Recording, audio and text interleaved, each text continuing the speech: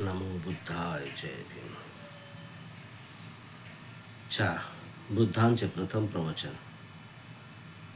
अष्टांग किंवा सदाचाराचा सम्यक मार्ग. यानंतर तथागत बुद्धांनी परिवर्जकांना अष्टांगिक मार्गाविषयी प्रवचन दिले. तथागत बुद्धांनी आपल्या प्रवचनात अष्टांगिक मार्गाचे 8 घटक सांगितले. आपल्या धम्मप्रवचनाची सुरुवात सम्यक दृष्टीच्या स्पष्टीकरणाने व्याख्याने केली. सम्यक दृष्टी अष्टांग मार्गात सर्वप्रथम आणि सर्वात महत्त्वाचे अंग आहे. सम्यक दृष्टीचे महत्त्व समजण्याकरिता तथागत बुद्ध परिवर्जकांना म्हणाले, परिवर्जक हो, जग हे एक कारागृहातील अंधार कोठडी आहे व मनुष्य हा त्या कारागृहातील अंधार कोठडीमधील एक कैदी आहे. कोठडीत संपूर्ण गडद अंधार आहे. अंधार इतका गडद आहे की कैद्याला क्वचितच काही दिसू शकेल आणि कैदी हेही पाहू शकत नाही की तो एक कैदी आहे. दीर्घकाळ अंधारात राहिल्यामुळे मनुष्य केवळ आंधळा होऊन राहिलेला आहे. इतकेच नव्हे तर ज्यास प्रकाश म्हणतात अशी एखादी वस्तू अस्तित्वात असू शकते याबद्दल देखील त्यास शंका आहे. मन हे असेच एक साधन आहे की ज्यामुळे प्रकाश मनुष्यापर्यंत पोहोचू शकतो. तथापि साधन म्हणून अंधार कोठडीतील कैद्याच्या मनाची अवस्था परिपूर्ण नाही. ज्यांच्याकडे थोडी बहुत दृष्टी आहे त्यांच्याकरिता या ठिकाणी इतकाच प्रकाश आहे की अंधार नामक गोष्ट आहे हे ते पाहू शकतात. अशा प्रकारे स्वभावतःच त्यांची आकलन शक्ती सदोष असते. परंतु परिवर्जक हो, या कैद्यांची स्थिती जितकी दिसते तितकी निराशाजनक नाही हे समजून घ्या. कारण मनुष्यात इच्छाशक्ती नावाची एक शक्ती असते व जेव्हा योग्य हेतू निर्माण होतात तेव्हा या इच्छाशक्तीला जागृत करून गतिशील करता येते. कोणत्या दिशेने इच्छाशक्तीस गती द्यावी हे पाहण्या एवढ्या जरी माणसाला मनातून प्रकाश मिळाला तरी मनुष्य अशा प्रकारे आपल्या इच्छाशक्तीला गतिमान करून त्या इच्छाशक्तीच्या मदतीने बंधमुक्त होईल. अशा प्रकारे मनुष्य जरी बंधनात असेल तरी बंधमुक्त होऊ शकेल. कोणत्याही क्षणी तो पहिले पाऊल टाकण्यास सुरुवात करेल व आणि सरतेशेवटी त्यास ते पहिले पाऊल स्वातंत्र्य प्रदान करेल. याचे हे कारण आहे की आपणाला पाहिजे त्या दिशेस जाण्याकरिता आपण आपल्या मनास वळण लावू शकतो. मन हेच जीवनाच्या कारागृहात माणसाला बंदिवान करीत असते व मन हेच त्यास तेथे डांबून ठेवते. जे मनाने केले आहे ते पूर्ववत परत जसे आहे तसे मनच करू शकते किंवा मन ते नष्ट देखील करू शकते. मनाने माणसाला जर बंधनात टाकले असेल तर तेच मन योग्य दिशेने वळविल्यास मनुष्यास अबंधमुक्तही करू शकते. सम्यक दृष्टी जे करू शकते ते हेच होय. सम्यक दृष्टीचा अंतिम उद्देश काय आहे? परिवर्जकांनी विचारले. तथागताने उत्तर दिले, अविद्येचा विनाश हा सम्यक दृष्टीचा उद्देश आहे. सम्यक दृष्टी ही मिथ्या दृष्टीच्या अगदी उलट आहे. आणि अविद्या म्हणजे दुःखाचे अस्तित्व आणि दुःखाचा नाश ही आदर्श उद्धत तत्वे समजण्यास अपयश. सम्यक दृष्टीचा हेतू माणसाने कर्मकांड, विधी, समारंभ यांच्या सामर्थ्यावरील विश्वास काढून टाकणे व शास्त्रांच्या पावित्र्यावर मिथ्या विश्वास न ठेवणे. सम्यक दृष्टीकरिता अंधश्रद्धा व अनैसर्गिक निसर्ग नियम बाह्य गोष्टींवरील विश्वासाचा त्याग आवश्यक आहे. ज्या सिद्धांतांना वास्तवतेचा किंवा अनुभवाचा आधार नाही व ते काल्पनिक अनुमानाने आहेत असे सिद्धांत सम्यक दृष्टीकरिता त्याज्य आहेत. सम्यक दृष्टीकरिता विमुक्त मन आणि विमुक्त विचार आवश्यक आहेत. प्रत्येक मनुष्यास ध्येय, आकांक्षा व महत्त्वाकांक्षा असतात. ध्येय, आकांक्षा व महत्त्वाकांक्षा ही आदर्श व उदात्त व प्रशंसनीय असली पाहिजे. ती क्षुद्र, नीच आणि अयोग्य नसावी हा सम्यक संकल्पांचा आशय आहे.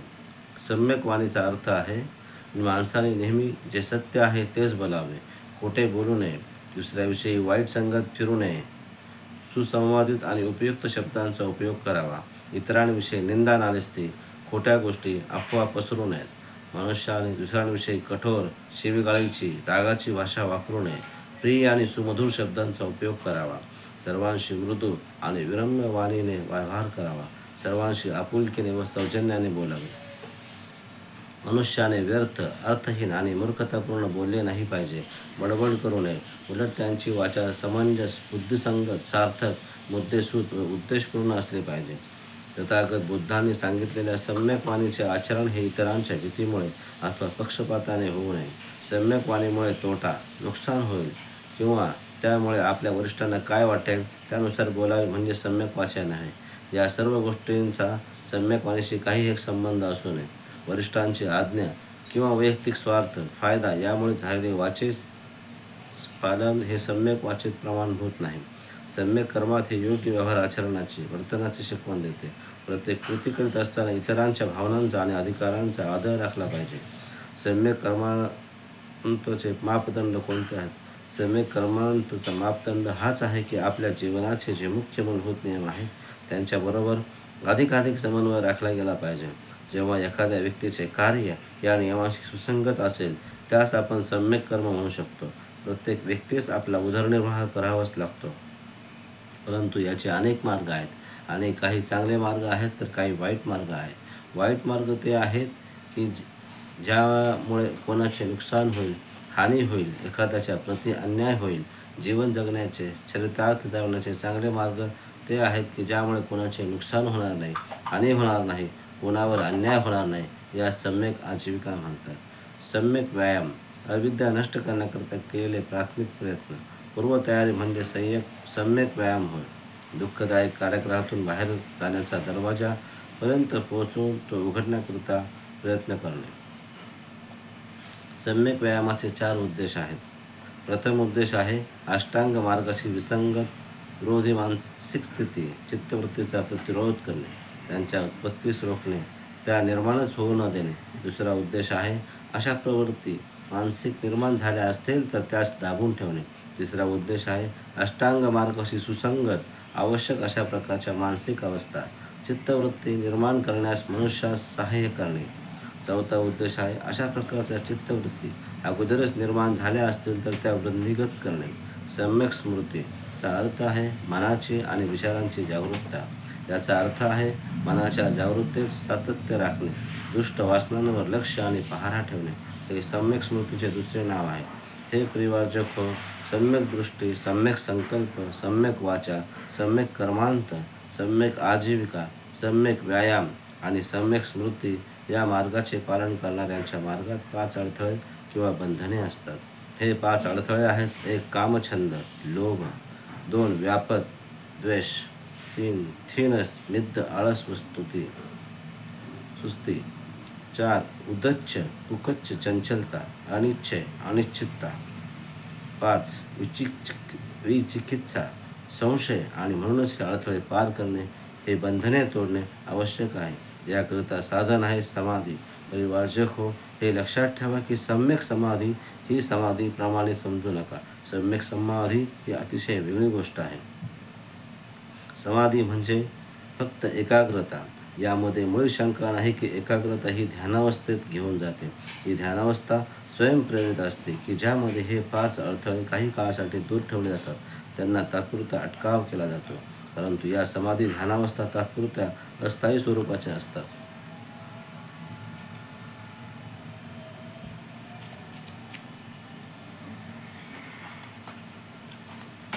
त्यामुळे अडथळे देखील काही काळापुरते दूर होतात. अत्यावश्यक गोष्ट ही आहे की कायमस्वरूपाचे मनाला वळण लावणे आणि अशा प्रकारचे कायमस्वरूपाचे वळण, कायमचे अडथळे दूर करणे हे केवळ सम्यक समाधीनेच शक्य होते. फक्त समाधी ही काही प्रमाणात नकारात्मक असते, कारण मनाच्या समाधी अवस्थेत अडथळे तात्पुरते दूर केले जातात, तात्पुरता अटकाव होतो. यामध्ये मनाला प्रशिक्षित केले जात नाही, वळण लावले जात नाही. सम्यक समाधी ही विधायक असते, सकारात्मक असते. यामध्ये मनाला एकाग्रतेचे प्रशिक्षण दिले जाते व एकाग्र अवस्थेत कुशल कर्माविषयी विचार करण्यास शिकवले जाते. ज्यामध्ये मनाची अकुशल कर्म अडथळ्यामुळे निर्माण होतात त्यांच्याकडे जाण्याच्या मनाच्या प्रवृत्तीस नष्ट केले जाते. सम्यक समाधीमुळे मनास विधायक चांगला विचार करण्याची सवय लागते आणि नेहमी सातत्याने विधायक चांगला विचार करण्याची सवय लागते. सम्यक समाधी ही मनास कुशल कर्म कृती करण्यास आवश्यक अशी प्रेरणा देत असते. 5. बुद्धांचे प्रथम प्रवचन. पारमिता सदाचरणाचा मार्ग. यानंतर बुद्धांनी परिवारजकांना शील मार्गाची शिकवण दिली. तथागतांनी स्पष्ट केले, सदाचरणाचा मार्ग म्हणजे या सद्गुणांचे आचरण. 1. शील. 2. दान. 3. उपेक्षा. 4. नैष्कर्म्य. 5. वीर्य. 6. शांती. 7. सत्य. 8. अधिष्ठान. 9. करुणा आणि 10. मैत्री. परिवारजकांनी तथागतांना याचा अर्थ विशद करण्याकरता प्रार्थना केली. तथागतांनी त्यांच्या समाधानासाठी अर्थ विशद करण्यास सुरुवात केली. नैतिक स्वभाव किंवा नीतिमत्ता. नैतिकता म्हणजे शील, अकुशल न करणे व कुशल आचरणाची मनाची प्रवृत्ती. शिक्षेच्या भीतीमुळे वाईट कृती करण्याचे टाळणे व भयामुळे अकुशल न करणे. नैष्कर्म्य म्हणजे जगातील काम भोग सुखांचा त्याग. कोणत्याही परतफेडीची अपेक्षा न करता निस्वार्थपणे इतरांच्या भल्याकरिता आपली मालमत्ता, रक्त, सावयव, देह आणि प्रसंगी जीवन अर्पण करणे म्हणजे दान होय. वीर्य म्हणजे सम्यक प्रयत्न. जे करण्याचा निश्चय संकल्प केला आहे ते सर्व शक्तीनिशी करण्याचा प्रयत्न करणे व कोणताही माघार फिरण्याचा विचार न करता ते पार पाडणे. शांती म्हणजे सहनशीलता, क्षमाशीलता, संयम. द्वेषाने द्वेषाला उत्तर न देणे, घृणेने उत्तर न देणे. द्वेषाने द्वेष शमत नाही, तो फक्त क्षमाशीलतेने शांत होऊ शकतो. सत्य म्हणजे खरे, मृषावादी न होणे, खोटे कधीही न बोलणे. मनुष्याची वाणी ही सत्य व फक्त खरीच असली पाहिजे. अधिष्ठान म्हणजे आपल्या ध्येयापर्यंत पोहोचण्याचा ध्येयपूर्तीचा रूढ निश्चय. करुणा म्हणजे सर्व मानवांप्रती प्रेमपूर्ण दयाशीलता. मैत्री म्हणजे सर्वांविषयी बंधुभाव वाढवणे, फक्त मित्रांकरिताच नव्हे तर जे शत्रू आहेत त्यांच्याप्रती देखील, फक्त मनुष्यांप्रतीच नव्हे तर सर्वच जीव प्राणी मात्रांविषयी बंधुभाव वाढवणे. उपेक्षा ही दुर्लक्षता, बेपर्वाई, औदासिन्य यापासून वेगळी अशी अलिप्तता, अनासक्ती अशा सर्वोच्च मानसिक अवस्था की ज्यामध्ये आवडही नसते व नावडही नसते. परिणामांकरता विचलित न होता परंतु सातत्याने प्रयत्न करीत राहणे. आपल्या सर्वोच्च धारण क्षमतेनुसार प्रत्येकाने याचे पालन केले पाहिजे आणि म्हणूनच त्यांना पारमिता असे म्हटले जाते.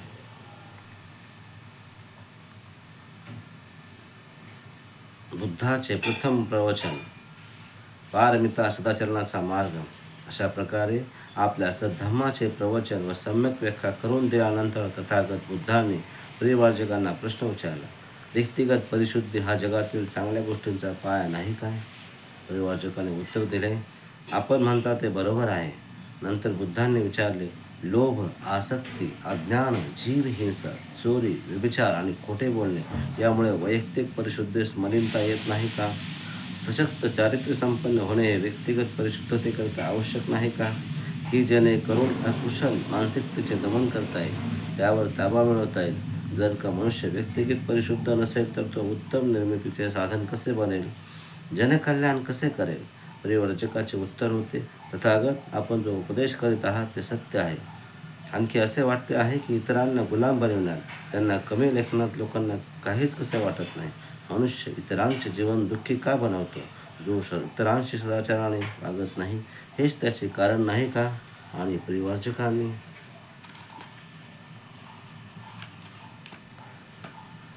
स्वीकारात्मक उत्तर दिले.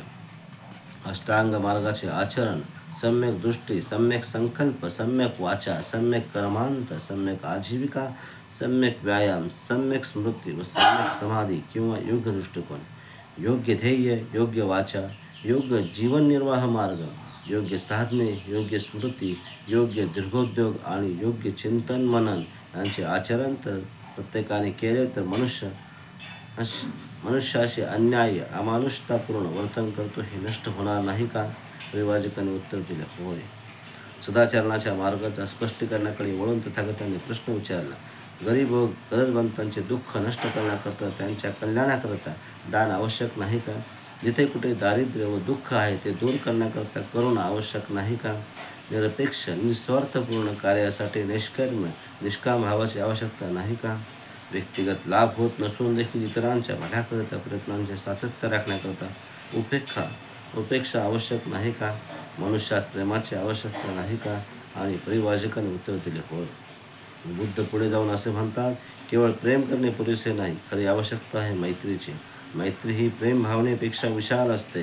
याचा अर्थ मनुष्यापुरता फक्त बंधुभाव नसून प्रत्येक जीव प्राणी मात्राकरिता बंधुभाव असणे हा मैत्रीचा अर्थ आहे. मैत्री भावना ही फक्त मानवापुरती मर्यादित नाही. अशा या मैत्रीची आवश्यकता नाही का? मैत्रीशिवाय अशी कोणतीही गोष्ट आहे की जी सर्व प्राणीमात्रांना सारखे सुख देईल? असे सुख देईल जे सुख मनुष्य स्वतः करता उपेक्षित करतो मैत्रीने आपले मन पक्षपातविरहित राहते. मैत्री सर्वांकरिता मन खुले करते. हे सर्व परिवाचक म्हणाले, होय, या सर्व पारमितांचे आचरण करीत असताना त्यास प्रज्ञेची जोड आवश्यक आहे. प्रज्ञा आवश्यक नाही का? परिवाचकाने कोणतेच उत्तर दिले नाही. या प्रश्नांचे उत्तर देण्यास त्यांना उद्युक्त करण्याकरता चांगल्या व्यक्तींचे गुण सांगण्यास तथागताने सुरुवात केली. अकुशल कृती करू नका. जे अकुशल आहे त्याचा विचार करू नका. आपला जीवन निर्वाह वाईट मार्गाने प्राप्त करू नका. जे अकुशल आहे ते बोलू नका. एखादा दुखावेल असे बोलू नका. आणि परिवाचक म्हणाले, होय, हे बरोबर आहे. बुद्धांनी प्रश्न विचारला, परंतु आंधळेपणाने एखादी गोष्ट करणे स्वागतार्ह आहे का? तथागत परिवाचकांना म्हणाले, बुद्ध म्हणतील की नाही, हे इतके पुरेसे नाही. जर का प्रज्ञेशिवाय एखादे कुशल कर्म केले हे चांगले आहे असे मानले तर एक छोटेसे बाळ नेहमीच कुशल कर्म करीत असते असे म्हणावे लागेल. कारण त्या बालकास शरीर म्हणजे काय हे माहीत नसते. लाथळ्या मारण्याशिवाय ते शरीराने कोणत्याही दुष्कृत्य करीत नाही. वाणी म्हणजे काय हे त्यास माहीत नसते. फक्त रडण्याशिवाय तो काही बोलू शकत नाही. आनंद आणि किलकारी मारल्याशिवाय विचार म्हणजे काय हे त्यास माहीत नसते. त्या बालकास उपजीविका म्हणजे काय हे कळत नाही. त्या अर्थी जीवन जगण्याकरता मातेच्या दुधाचे स्तनपान याशिवाय ते कोणत्याही अकुशल मार्गाने आपलं जीवन मार्ग जगू शकणार नाही. आणि म्हणूनच पारमितांचा सद्गुण आचरण करण्याचा मार्ग हा प्रज्ञेच्या कुशलतेस उतरला पाहिजे. समज आणि बुद्धिमत्ता हे प्रज्ञेचे दुसरे नाव आहे. प्रज्ञा पारमिता सर्वात जास्त महत्त्वाचे आणि आवश्यक का आहे याचे दुसरे कारण आहे. दान आवश्यक आहे, परंतु प्रज्ञेशिवाय केलेले दानाचा परिणाम मनोधैर्य खच्चिका होण्यात होत असतो. करुणा आवश्यक आहे. प्रज्ञेशिवाय करुणा याचे पर्यवसन दृष्टांना त्यांच्या दुष्कर्मात सहाय्य यात होऊ शकते. पारमितेची प्रत्येक कृती ही प्रज्ञा पारमितेच्या कसोटीस उतरली पाहिजे. शहाणपण हे प्रज्ञा पारमितेचे दुसरे नाव आहे. तथागतांचे अनुमानित म्हणणे असे आहे की अकुशल कर्म, चुकीचे आचरण यांचे ज्ञान व जाणीव असली पाहिजे व ते कसे घडते हे देखील माहीत असले पाहिजे. याच पद्धतीने मनुष्यास कुशल कर्म व अकुशल कर्म यामधील फरक समजला पाहिजे. कृती कितीही चांगली असली तरी अशा प्रकारच्या ज्ञानाशिवाय त्यामध्ये चांगुलपणा असू शकणार नाही. आणि म्हणूनच प्रज्ञा आवश्यक सद्गुण आहे. त्यानंतर परिवाचकांना सूचनात्मक प्रेरणा देऊन आपल्या धम्मप्रवचनाची सांगता केली. बुद्धांचा धम्म हा निराशवादी, नैराश्यपूर्ण आहे असे तुम्ही म्हणायचा संभव आहे. कारण की तथागत मनुष्याचे लक्ष मानवाच्या दुःखाकडे वेधितात. तथागतांचा धम्माविषयीचा हा दृष्टिकोन चुकीचा ठरेल. तथागतांचा धम्म दुःखाचे अस्तित्व मान्य करतो, यात शंका नाही. परंतु हे विसरू नका, दुःखाच्या निराकरणासाठी तितका जोर देतो. तथागतांचा धम्मामध्ये आशा आणि जीवनाचा उद्देश या दोघांचाही अंतर्भाव आहे. तथागतांचा धम्माचा उद्देश अविद्या नष्ट करणे हा आहे. दुःखाच्या अस्तित्वाविषयीचे अज्ञान म्हणजे अविद्या होय. सद्धम्मात आशा आहे, कारण मानवी दुःखांचा अंत करण्याचा मार्ग सद्धम्म दाखवतो. आपण या गोष्टींचे सहमत आहात का नाही? आणि परिवाचक म्हणाले, होय, आम्ही सहमत आहोत. 7. परिव्राजकांचा प्रतिसाद प्रवर्तन. त्या 5 परिव्राजकांनी ताबडतोब हे जाणले की हा एक वास्तवात नवीन सद्धम्म आहे. जीवनाच्या समस्या प्रति या नवीन दृष्टिकोनामुळे ते इतके प्रभावित झाले की सर्वजण एकदम बोलू लागले. जगाच्या इतिहासात यापूर्वी कोणत्याही धर्मसंस्थापकांनी अशा प्रकारची धम्मदेशना दिली नव्हती. ही जगातील दुःखांची स्वीकृती ही गोष्ट धर्माचा वास्तविक आधार आहे. जगाच्या इतिहासात यापूर्वी कोणत्याही धर्मसंस्थापकाने अशा प्रकारची धम्मदेशना दिली नव्हती की जगातील दुःखाचा नाश करणे हाच धर्माचा मुख्य वास्तविक उद्देश आहे. जगाच्या इतिहासात यापूर्वी कोणत्याही धर्मसंस्थापकांनी अशा प्रकारची धम्मदेशना दिली नव्हती की जगातील दुःखमुक्तीचा असा मार्ग सुचवला नव्हता की जो इतका सरळ आहे, असा मार्ग की जो मिथ्या विश्वास आणि अपौरुषीय शक्तींच्या मध्यस्थानीपासून इतका मुक्त, इतका स्वतंत्र नव्हे तर कोणत्याही आत्मा किंवा परमात्मा यावरील विश्वासाच्या इतका विरोधी की जो मोक्षप्राप्तीकरिता मृत्यूनंतर पुनर्जन्मावर विश्वास ठेवणे अनिवार्य मानत नाही. जगाच्या इतिहासात यापूर्वी कोणत्याही धर्मसंस्थापकाने अशा प्रकारच्या धर्माची स्थापना केली नव्हती की ज्याचा ईश्वर वचन, दैवी साक्षात्कार यांच्याशी काही संबंध नाही. आणि धर्माचे अनुशासन हे जे मनुष्याच्या सामाजिक आवश्यकतांचा अध्ययनाचा परिणाम आहे, न की कोणत्याही ईश्वराची देवाज्ञा आहे. जगाच्या इतिहासात यापूर्वी कोणत्याही धर्मसंस्थापकाने हा धम्मोपदेश केला नव्हता की विमुक्ती म्हणजे असे सुख की जे सुख धम्मचरण करून स्वप्रयत्नाने याच जगात याच जन्मी प्राप्त करता येते. तथागत बुद्धांचे नवीन सद्धम्मावरील धम्मप्रवचन श्रवण केल्यानंतर वरील प्रकारच्या भावना परिवाचकांनी व्यक्त केल्या. त्यांना असे वाटले की तथागतांच्या रूपाने त्यांना असे एक जीवन सुधारक लाभले आहेत की जे अत्युच्च नैतिक धम्मभावनेने ओतप्रोत भरलेले आहेत आणि जे आपल्या युगातील भौतिक संस्कृती ज्ञानाशी सुपरिचित आहेत, तज्ज्ञ आहेत, ज्यांच्याकडे सत्यता विरोधकांचा दृष्टिकोनाचे ज्ञान आणि धैर्य आहे की जेणेकरून ते समजून उमजून अशा धम्म मार्गाचे प्रतिपादन करतात की ज्या धर्मात स्वसंस्कृती, शिलाचरण आणि स्वयंसंयम याद्वारे याच जन्मी इहलोकी हृदय परिवर्तन करता येते, विमुक्ती प्राप्त करता येते. तथागत बुद्धांच्या प्रती त्यांच्या मनात अशी असीम अनावर श्रद्धा निर्माण झाली की ते परिवाचक तथागतांना तत्काळ शरण गेले आणि त्यांचा शिष्य म्हणून स्वीकार करावा अशी त्यांनी तथागतांना विनंती केली. महाकारुणिक तथागत बुद्धांनी यही भिक्कवे भिक्खूंनो या सूत्र उच्चारून सुत्त पठण करून भिक्खू संघात त्यांना दाखल करून घेतले. पुढे ते पंचवर्गीय भिक्खू म्हणून प्रसिद्ध झाले. नमो बुद्धाय. जय भीम.